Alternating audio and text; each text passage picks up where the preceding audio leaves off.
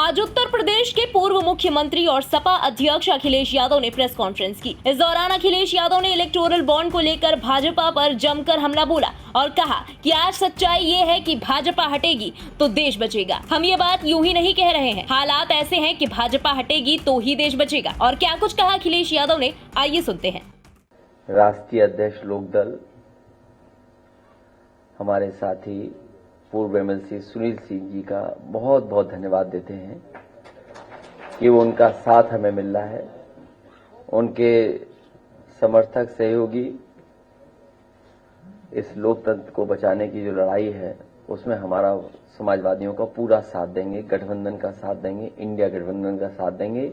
इसके लिए मैं सुनील सिंह जी का और उनके सभी सहयोगी समर्थकों का बहुत बहुत धन्यवाद और आभार प्रकट करता हूं। साथ ही साथ बड़ी संख्या में समाजवादी पार्टी में जो शामिल हो रहे हैं लोग दूर दूर से चल करके आए हैं। हालांकि कन्नौज के सब लोग हैं, लेकिन इनका संपर्क और जिलों में भी है, आसपास के हरदोई हो, मैनपुरी हो, औरैया हो, उन्नाव हो और आसपास के सभी जिलों में फरक्काबाद, एटा से लेकर के सब जगह ये लोग सहयोग करेंगे। एक एक साथी जो आज समाजवादी पार्टी में शामिल हो रहा है, मैं उन सब का स्वागत करता हूं, धन्यवाद देता हूं और बधाई देता हूं कि मैं उम्मीद करता हूं कि आने वाले समय में मतदान के साथ साथ सावधान रहने का भी काम करेंगे। मतदान तो करेंगे ही करेंगे, लेकिन सावधान भी रहेंगे भारतीय जनता पार्टी से।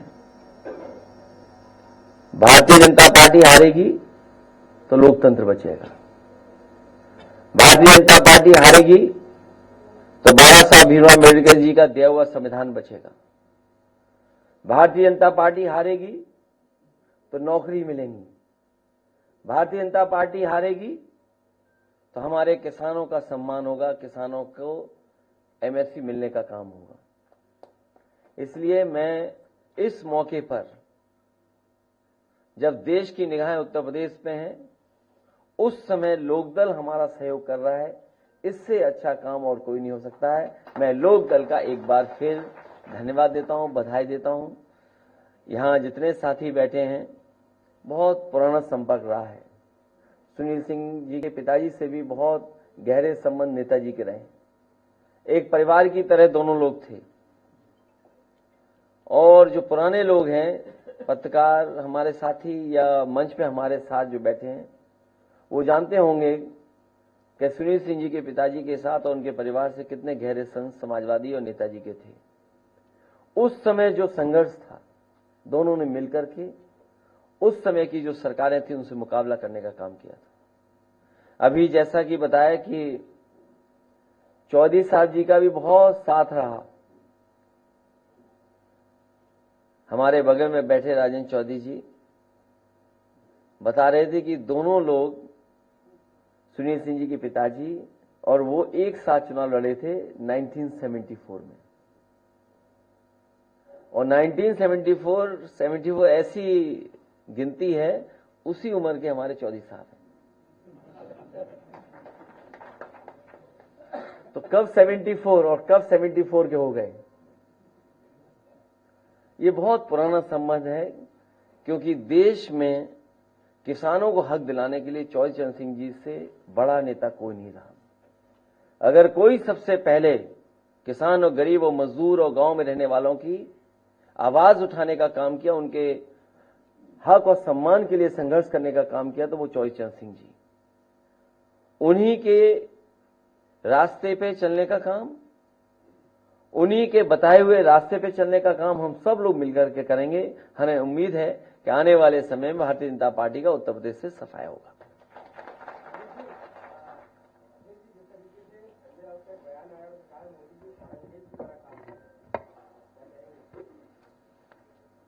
देखिए, मैं किसी के स्टेटमेंट पे कोई अपनी टिप्पणी नहीं दूंगा। सच्चाई यह है कि भाजपा हटेगी तो देश बचेगा। और ये बात हम लोग यूं ही नहीं कह रहे हैं। हालत देखिए क्या है। क्या स्थिति है सामने। इसलिए देश बचाने के लिए भाजपा हटे, तभी देश बचेगा।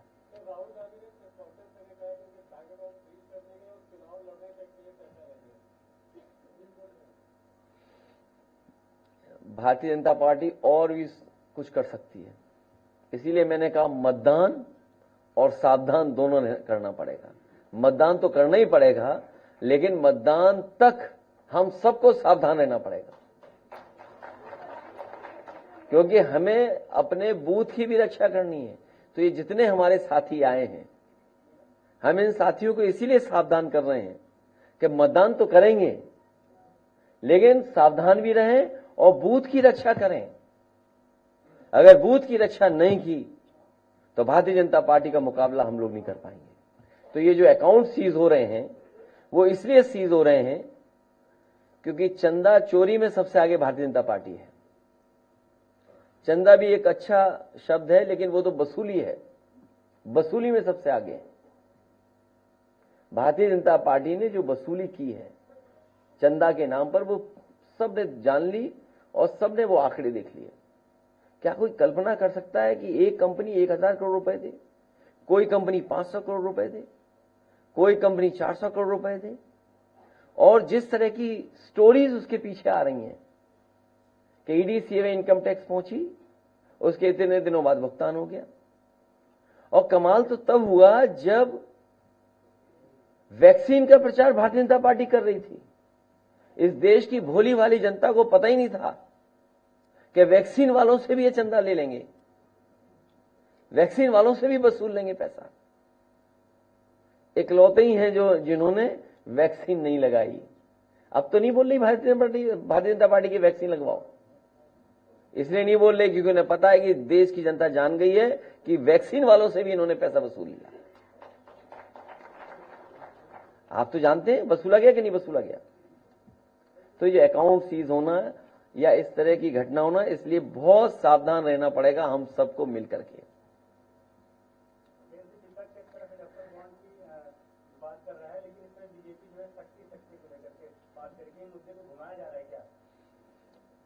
ये चंदा और वसूली में फर्क करना पड़ेगा। विपक्ष के लोगों को चंदा मिला है, भारतीय जनता पार्टी ने वसूली की है।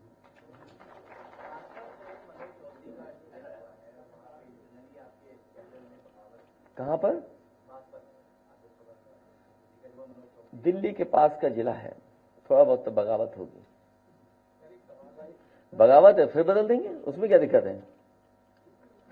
उसमें क्या दिक्कत है?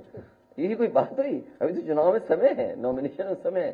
कोई बगावत हुई है तो बगावत को सुना जाएगा, बदलिए। हम कोई बीजेपी वाले थोड़ी हैं कि पुलिस भेज दें आपके घर पर।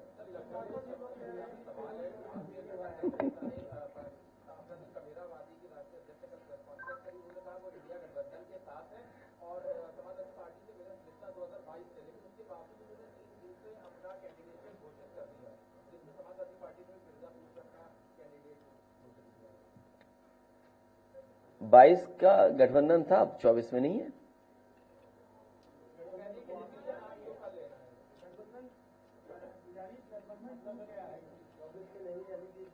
अभी आपको क्या लगता है?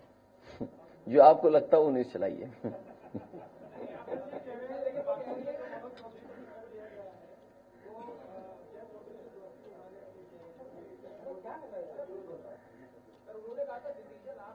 ये मैंने आपसे कहा ना कि हमारे साथ असली लोक दल है। अब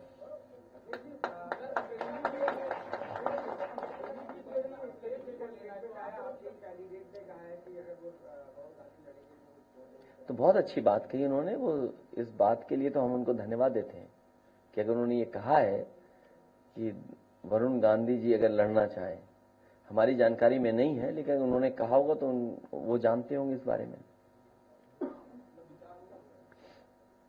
यार क्यों इन बातों को कह रहे हो आप?